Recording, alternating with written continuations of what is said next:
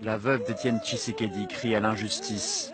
Car voilà 1 an maintenant que le corps de son mari se trouve dans ce funérarium à Bruxelles. 1 an que les proches du leader historique de l'opposition congolaise attendent son rapatriement. On fait son deuil quand l'être aimé est enterré.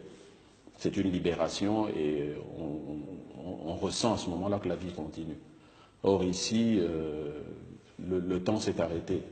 Ses proches et le gouvernement n'arrivent pas à tomber d'accord sur le lieu, la date et l'organisation des obsèques. La famille Tshisekedi estime que le président Joseph Kabila fait tout pour retarder le plus possible le rapatriement. Je crois que c'est dû surtout à la crainte du pouvoir en place, qui a très peur du retour de mon père au Congo.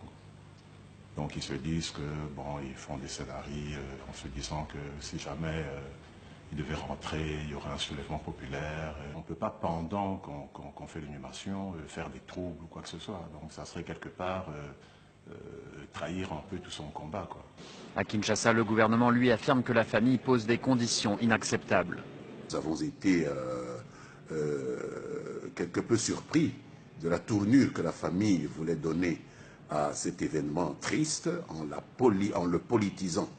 On a voulu conditionner le rapatriement du corps du défunt M. Tshisekedi à des nominations qu'il fallait donner à M. Félix Tshisekedi, ce qui est totalement immoral. 1 an après sa mort, on ne sait toujours pas quand le corps d'Étienne Tshisekedi quittera ce funérarium bruxellois et sera enfin inhumé sur sa terre natale.